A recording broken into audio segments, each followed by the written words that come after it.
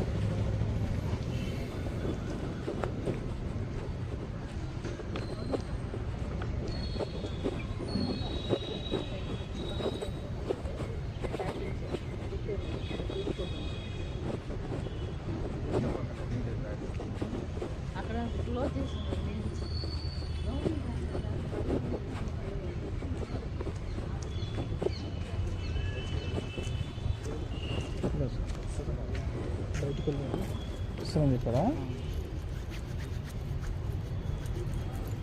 ఎక్కడైందని అడిగారా?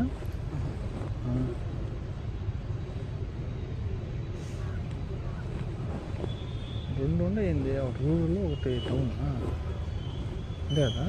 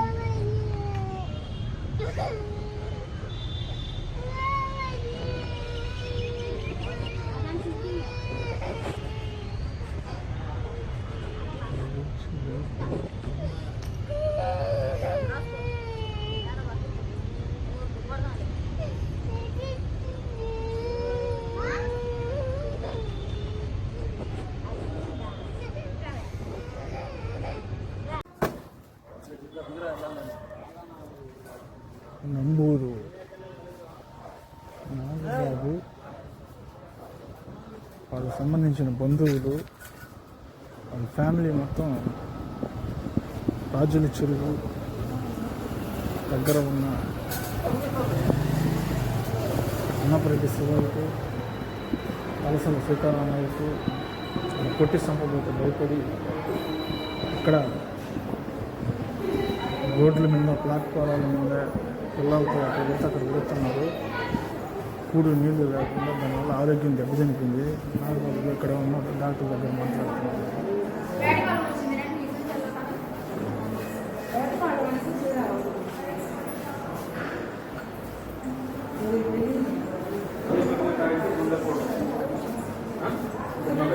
నాగబాబు డాక్టర్ దగ్గర చూపించుకుంటున్నారు. గుడ్డలు చూడు పాపం కూడు నీళ్లు లేకుండా ఇలాంటి వాళ్ళ మీద చాలా పడిన ఎస్ఐ గారు ఏ విధంగా ఎఫ్ఐఆర్ చేసిందో పాపం. ఏం బాబు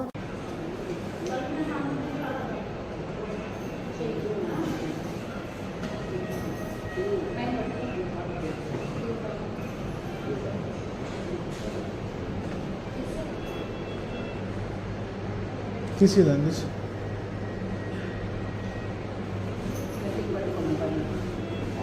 పట్టుకోమాట పట్టుకో చేపు.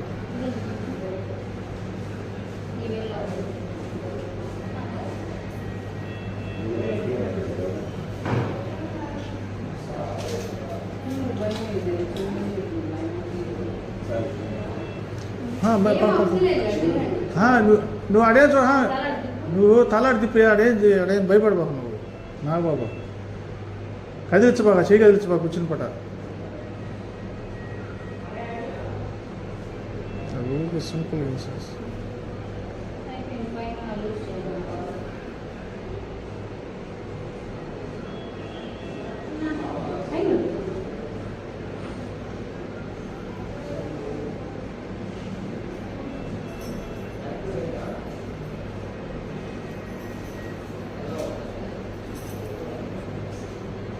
వస్తున్నా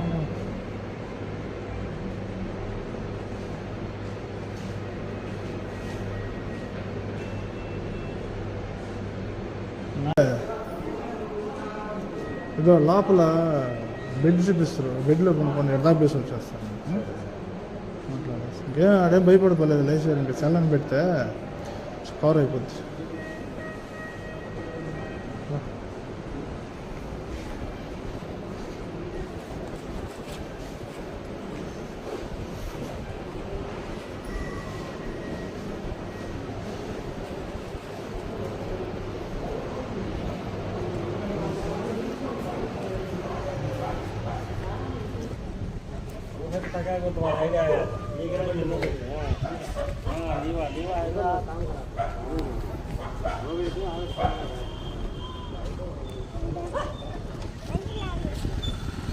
నాగబాబు కోసం వాళ్ళ కుటుంబ సభ్యులు మొత్తం ఇక్కడ దాదాపు 12-14 రోజుల నుంచి హాస్పిటల్ ఇక్కడ ప్లాట్ఫారంలోనే పడుకుంటా పాపం పిల్లలతో చూడండి చూపిస్తా చూడండి వాళ్ళని బయట లగేజీలు పెట్టుకుని గేట్ దగ్గర ఉన్నారు.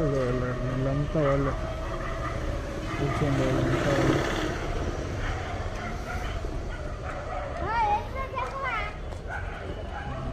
మనుషులు ఎవరో వచ్చారని చెప్పారు. ఎవరో ఎట్ట పేరు ఆయన కనపడాల మీకా?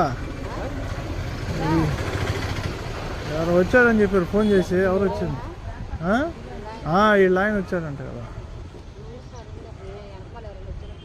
చూద్దాం రాని మాట్లాడదాం. దానికి ఏం భయపడిపోకండామా మీరు. ఎందుకు నేను వల్ల మీకు ఎందుకు?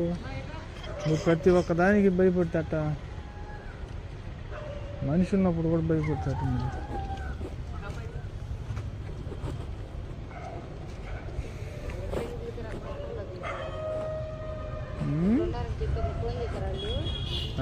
ఫోన్ చేస్తా.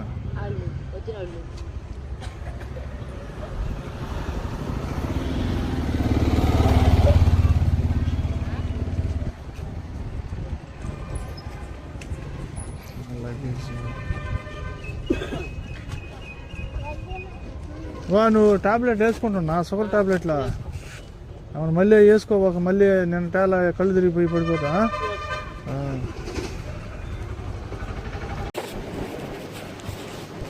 నాగబాబు సీరియస్గా ఉంది, సెలైన్ పెట్టుకున్నాం.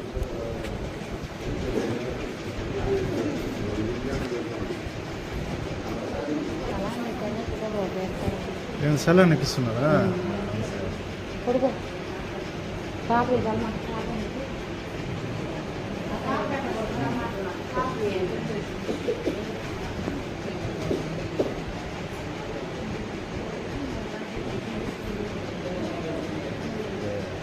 ఇచ్చాను నా బాబుకి డబ్బులు ఇస్తాను.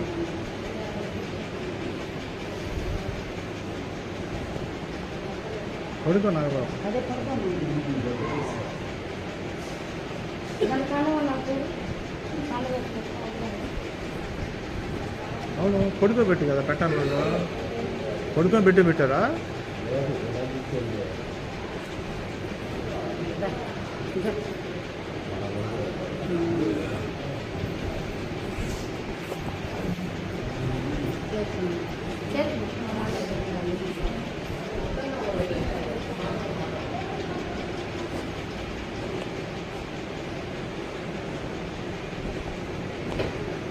సెలైన్ ఎక్కుతాం. నాగబాబు, నువ్వు ధైర్యంగా ఉండే, నీకేం కాదు, కానీ నేను అధికారులతో మాట్లాడి నేను చేస్తాను. ధైర్యంగా ఉండు, ఆరోగ్యం చూసుకో ఫస్ట్, సరేనా? దీని ఒకరో ఇది లేకుండా చూసుకో. ఖచ్చితంగా నీకు న్యాయం జరుగుతుందా? నీకు మండల అధికారులు నిన్ను మోసం చేసిన జిల్లా అధికారులు చేయరు, అర్థమవుతుందా? సరే, ఓకే, నేను దాని మీద గట్టిగా నేను పోరాడతాను, కానీ ఫస్ట్ నువ్వు ఆరోగ్యం చూసుకో, సరేదా? బాబు, అమ్మా, నువ్వు నీ దగ్గర ఉండి జాగ్రత్తగా చూసుకో. తప్పక నీకు కూడా ఇది ఆరోగ్యం బాగాలేదు కదా, ఏదన్నా డాక్టర్ చెప్పి చూపించు. పెడదాము, ఆయన కూడా ఉండమని చూద్దాం.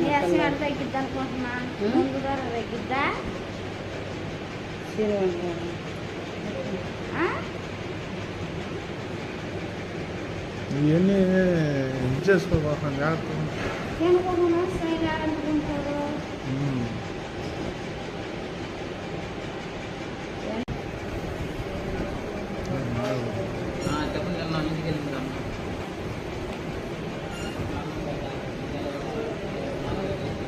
ఏమ్మా, ఈ పిల్లలకి స్కూల్ అంతా పోయిందా? పిల్లల స్కూల్ కూడా పోయేసి ఎవరు? ఈ అమ్మాయి కూడా, నాగబాబు భార్య కూడా. నేను ఎట్టుందమ్మా మీ అబ్బాయికి నాగబాబుకి? ఏం చెప్పారు డాక్టర్లు? ఇంకా రాలా, ఉదయం నుంచి రాలా. ఇద్దరు ఈ పిల్లలకి స్కూల్ పోయింది, అన్నీ పోయింది. ఇప్పుడు దాదాపు 15 రోజుల నుంచి ఉన్నారు కదా బయట.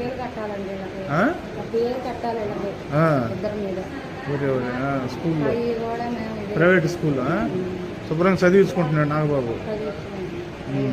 స్కూల్ కూడా ఇబ్బంది లేకుండా అయిపోయింది.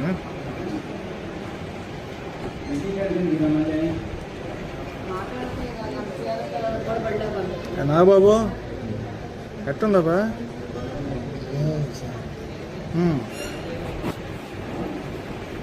ఎట్టుంది? ఏం చేస్తున్నావు? కడుపు ఆహారం తీసుకుంటున్నావా? తీసుకున్నాను సార్. అసలు నాకు ఏదో ఇంతవరకు న్యాయమే లేకపోతే దారి లేకుండా న్యాయం ఏంది? న్యాయం మామూలుగా మీకు జరుగుతుంది. మేము పోరాడుతున్నాం కదా, న్యాయం గురించి కదా. ఫస్ట్ ఆరోగ్యం చూసుకోవాలి, ఆహారం తీసుకోవాలి. నాకేం జరిగిన మీద నా పిల్లలకి, నా భార్యకి, వాళ్ళకి ఒక న్యాయం అనేది జరిగేలా చూడాలని చూస్తాం కదా. ఈ పిల్లలు స్కూల్ కూడా లేకుండా పోయిందా? పిల్లలు కూడా అన్యాయం అయిపోయారు. ఏంటి పరిస్థితులు? అక్కడి నుంచి చెరువులో మొత్తం సంపాదించారంటారు. ఇది మొత్తం నేను లేకపోవటం వల్ల మొత్తం చనిపోయింది.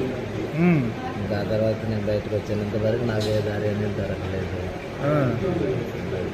నా ఆరోగ్యం కూడా మొత్తం ఇంకా అయిపోతుంది. నాకేదన్నా జరిగినా నాకు బాధలేదు, కానీ ముందు నా పిల్లలకి, నా భార్యకి ఏదైనా న్యాయం జరిగేలా ఖచ్చితంగా చేస్తారా? మామూలుగా గవర్నమెంట్ అధికారులు ఉన్నారు, చేస్తారు, దాని గురించి ఇబ్బంది లేదు. పోతే అదే మనం ఆడాపాలెం ఎస్ఐ గారేమో లేనిపోయిన కేసులన్నీ నా మీద పెట్టించి ఆ ఊళ్ళో వాళ్ళ మాటలన్నీ స్థానిక పోలీస్ స్టేషన్లో సోడాపాలెం ఎస్ఐ గారా? ఏం చెప్తున్నానా? లేనిపోయినా ఉన్నాయి మొత్తం కేసులు. ఎలా మా వాళ్ళు కొట్టాను, తిట్టాను, నాకు ఎన్ని పని చేసే వాళ్ళు అన్నారు. ఈ అక్రమ కేసులు వాళ్ళకి నచ్చిన విధంగా నచ్చిన విధంగా రాజుకొని చేశారు. అలష్టారాజ్యంగా చేశారు. ఏం కాదు, నేను మాట్లాడతాను పై అధికారులతో మాట్లాడి అది ఏమన్నా ఉంటే ఆమె అక్రమ కేసులు కూడా బయట పెడతాము. మీకు మీ కుటుంబంకి న్యాయం చేస్తాము, ఏ ఇబ్బంది లేదు. మీ ఊరిని సొంత ఊరిలో తీసుకుపోయి కూడా మేము విడిచిపెడతాం, జాగ్రత్త. దాని గురించి నువ్వు బాధపడద్దు. కొత్త విషయం ఏంటంటే నువ్వు మంచి ఆరోగ్యంగా ఆహారం తీసుకొని డాక్టర్ చెప్పినట్టు ట్రీట్మెంట్ చేసుకో. త్వరగా నీ పిల్లల్ని వాళ్ళని చదివించుకునే మార్గం చూసుకో. మేము మాట్లాడడం నిన్న కూడా జిల్లా కలెక్టర్ గారికి ఎస్పీ గారికి అర్జీలు ఇచ్చున్నాం కదా. మా ఖచ్చితంగా అమ్మా మీకు న్యాయం జరిగేలా చూస్తాం, దాని గురించి ఏం భయపడద్దు. మిమ్మల్ని అందరినీ నేను త్వరలో వాడికి 2 రోజుల లోపల అంతా మాట్లాడి మీ ఊరికి క్షేమంగా చేర్చి ఇకపై మీ అక్కడ ఎవరు కూడా మీ జోలికి రాకుండా నేను ఖచ్చితంగా వాటి మీద కఠిన చర్యలు తీసుకొని మిమ్మల్ని జాగ్రత్త ఇచ్చిపెడతాను. మీకేం భయం లేదు. నాకు ఫస్ట్ డాక్టర్ చెప్పినట్టు ట్రీట్మెంట్లు వాడు, ఆ మెడిసిన్ వాడతా, ఆహారం తీసుకో ఫస్ట్. సరేదా? ఓకే, తీసుకో. నేను పోలీస్ అధికారులతో మాట్లాడి నేను మీకు న్యాయం జరిగేలా నేను చూస్తాను. ఓకే, సరే, మా జాగ్రత్త చూసుకుంటే.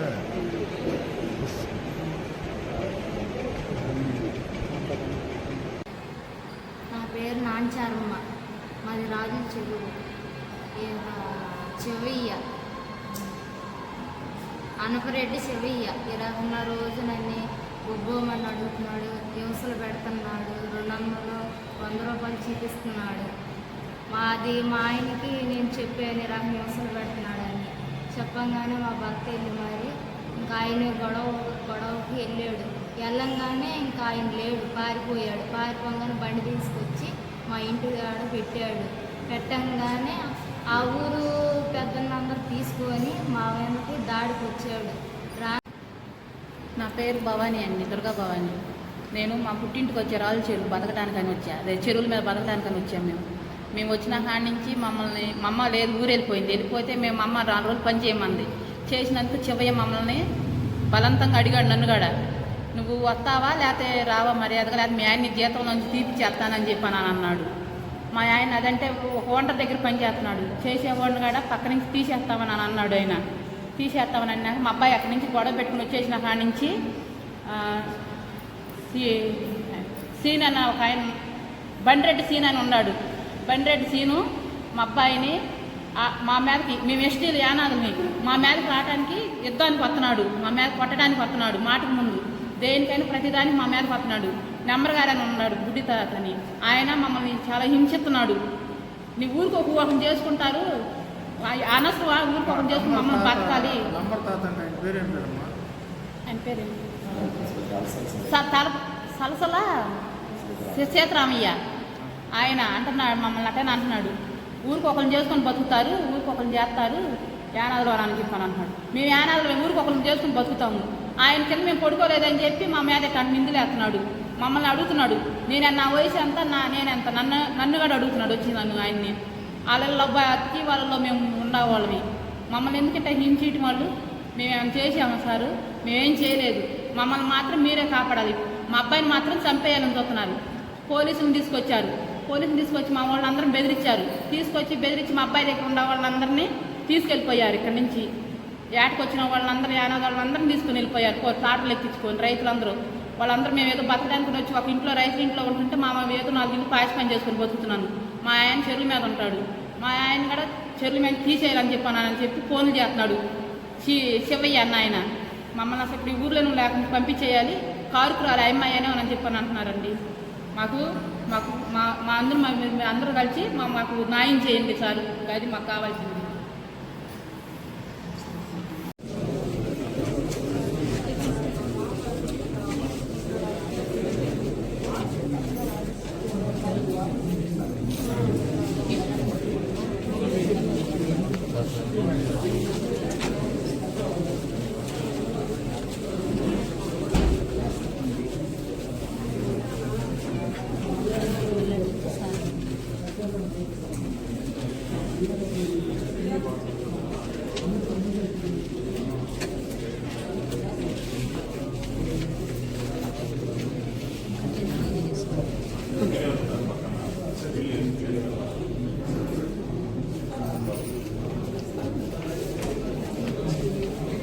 దాంట్లో పసుపు కుంకుమ బాగా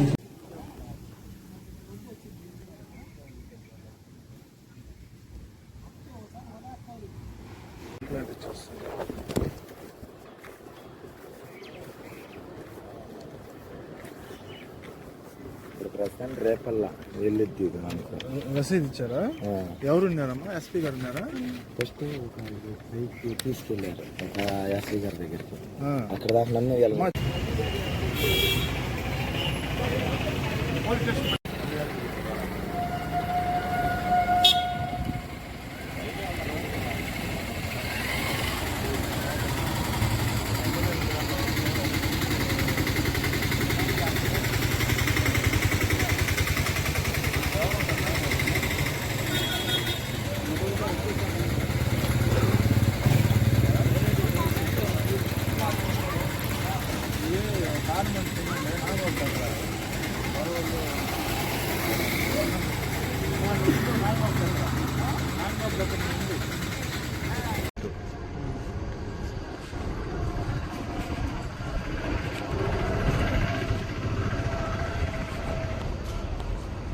నాగబాబు గారు ఎవరున్నారు అక్కడ?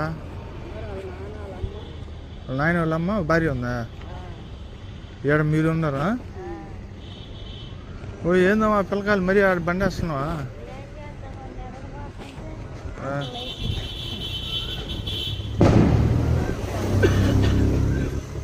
ఏడు లేప లోపల చెట్ల కింద గట్ట బండి వేస్తున్నారా?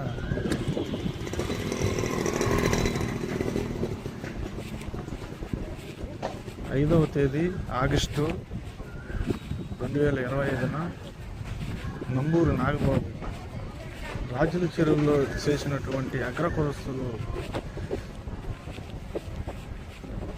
అన్యాయానికి అక్రమానికి బలి అయిపోయిన వాళ్ళ తండ్రి. ఏనా ఎట్టుంది నాగబాబుగా? కొనుక్కోండి పెట్టిపోయినా. ఎవరున్నారు ఆడ ఇప్పుడు ఆయన దగ్గర? భార్య పిల్లకాయలు ఉన్నారా? ఇప్పుడు మీ భార్య ఎక్కడ ఉంది? ఆడే ఉన్నారా బెడ్ కూడా? ఇది నాగబాబు తండ్రి. అంటే నాగబాబు వాళ్ళ తాతలు ముత్తాతలు ఇప్పుడు కనిపించిన తరతరాల నుంచి అగ్రకులస్తుల దగ్గర వెట్టి చాకిరీ చేస్తూ ఉన్నారు. నాగబాబు కొంచెం చదువుకోవడంతో ఈ సొంత వ్యాపారం చేసుకోవాలన్నాడు. సొంత వ్యాపారం చేయకుండా అగ్రకులస్తులు అడ్డుకొని ఈ విధంగా గిరిజన మహిళలపై అక్రమంపై వేధిస్తూ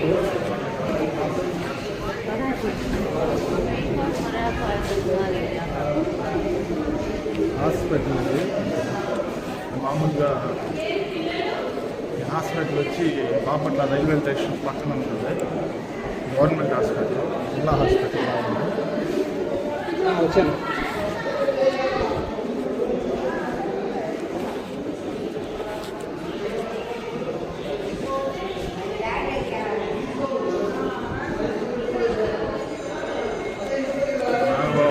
వెళ్తా ఉన్నాం. 5 ఆగస్టు నెల 2025.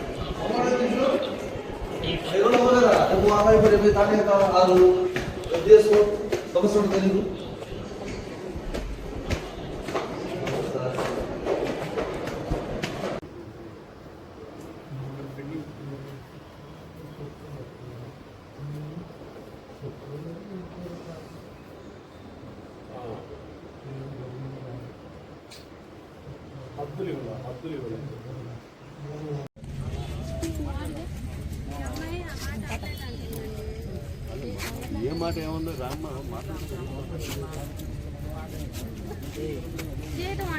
సార్.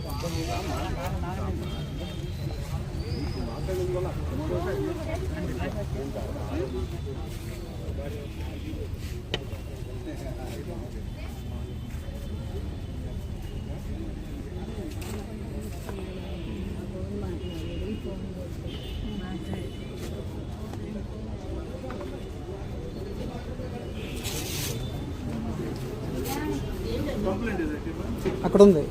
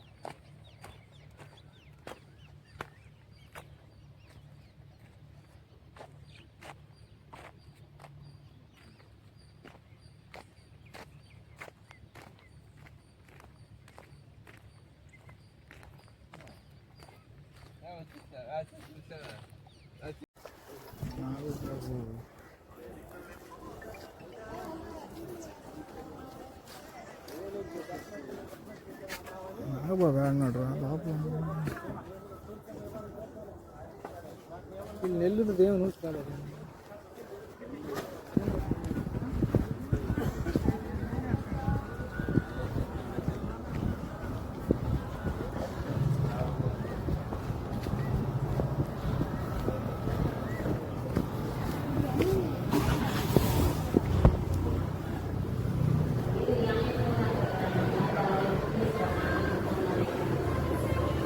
నా పేరు సౌటూరు సేనయ్య. యానాది మహానాడు ఆల్ ఇండియా రాష్ట్ర ఉపాధ్యక్షుడిగా, అలాగే నెల్లూరు జిల్లా అధ్యక్షుడిగా పనిచేస్తున్నాను. 27/7/2025 నంబూరి నాగబాబు నాకు ఫోన్ చేయడం జరిగింది. విషయం ఏమని నేను అడగగా, నాది రాజుల చెరువు, రేపల్లి మండలం, బాపట్ల జిల్లా, ఆంధ్రప్రదేశ్ నుంచి ఫోన్ చేస్తున్నాను. నన్ను మా ఊరు నుంచి కొంతమంది అగ్ర కులస్తులు నన్ను కొట్టి చంపబోయి, నన్ను తరిమగా నేను పారిపోయి ఇక్కడ చీరాల ఆ ఊరు దాటి ఎక్కడో ఉన్నాను అంటూ నాకు ఫోన్ చేసినాడు. వెంటనే నేను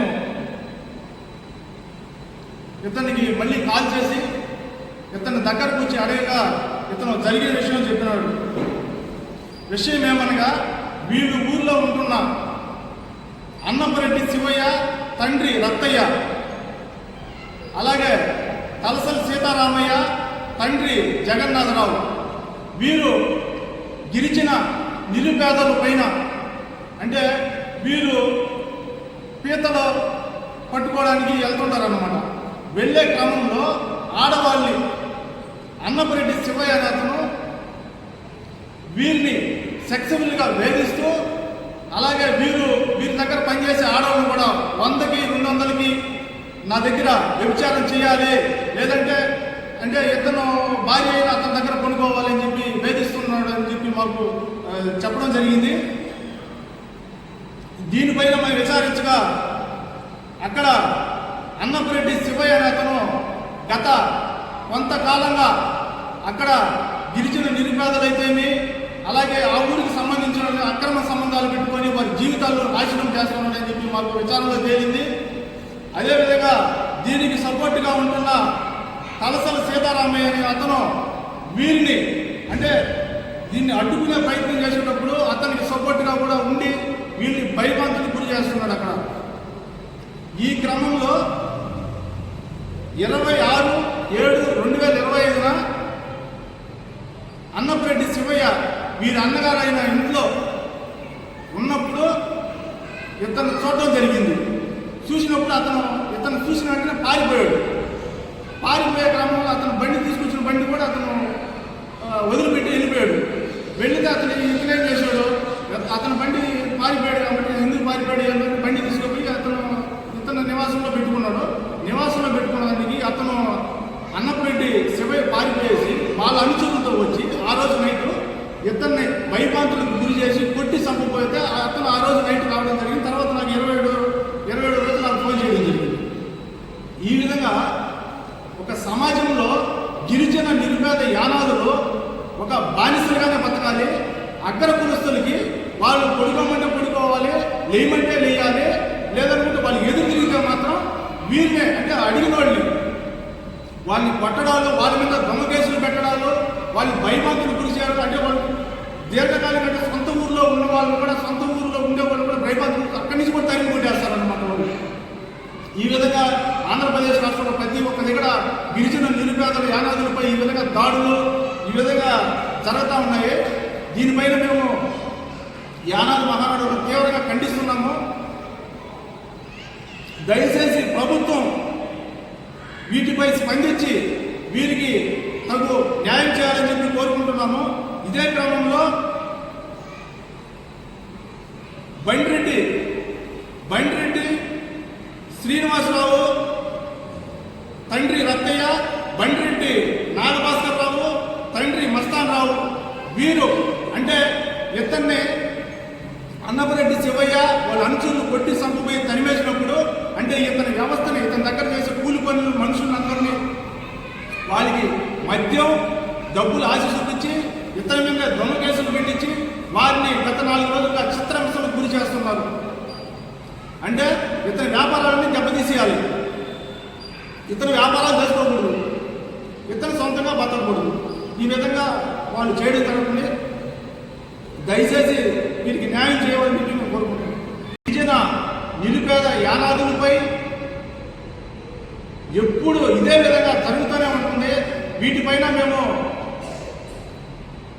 పై అధికారులకి, మామూలుగా జిల్లా కలెక్టర్ గారికి అలాగే ఎస్పీ గారికి అధికారులకి ఇచ్చినా కూడా వీళ్ళు దాడులు మాత్రం ఆగటం లేదు. వీరిపై జరిగిన అన్యాయాలపై మేము 28/7/2025 బాపట్ల జిల్లా ఎస్పీ గారికి జరిగిన సంఘటనలపై అర్జీ ఇవ్వడం జరిగింది. వారు స్పందించి ఖచ్చితంగా మీకు న్యాయం చేస్తామని చెప్పి మాకు మాట ఇవ్వడం కూడా జరిగింది.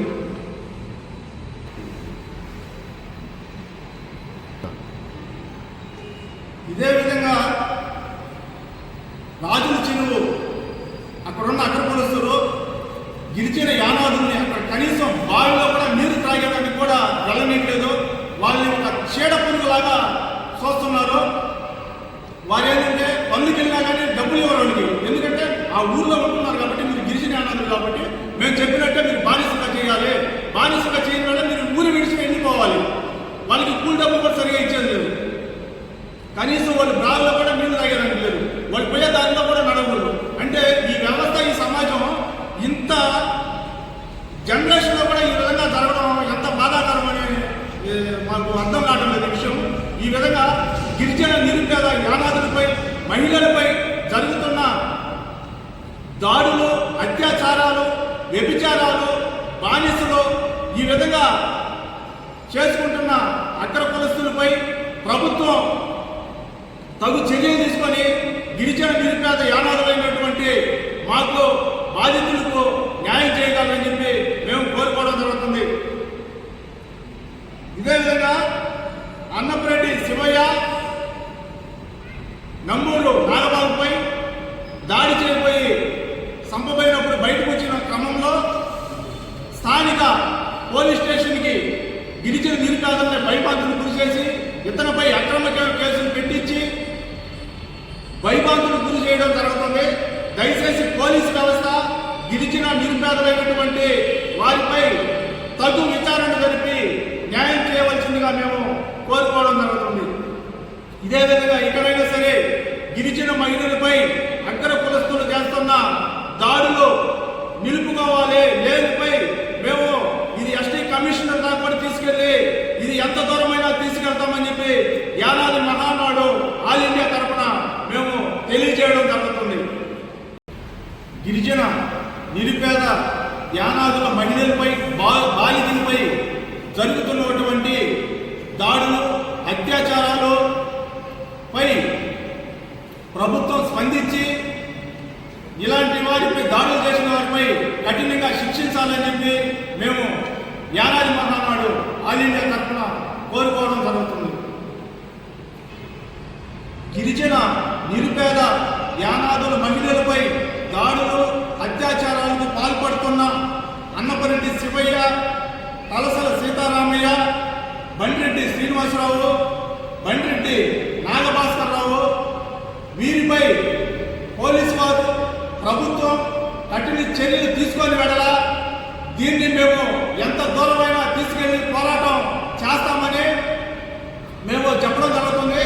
అదేవిధంగా పోలీసు వ్యవస్థ దయచేసి నిరుపేద యానాదులైనటువంటి వారిపై జరుగుతున్న దాడులు, భూ కబ్జాలు, ఇలాగే అత్యాచారాలపై మేము ఇస్తున్న అర్జీలపై తగు న్యాయం చేయాలని చెప్పి కోరుకుంటున్నాము.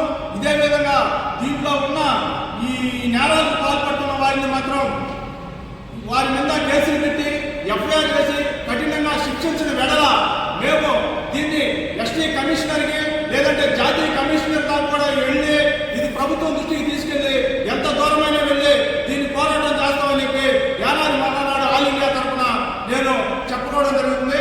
ఇలాంటి విషయాలు గిరిజన యానాదులపై జరుగుతున్నటువంటి దాడులు, అత్యాచారాలపై మేము తీవ్రంగా ఖండిస్తున్నాము. దీనిపై ఎంత దూరమైన వెళ్తామని చెప్పి మేము యానాది మహానాడు తరఫున చెప్పుకోవడం జరుగుతుంది.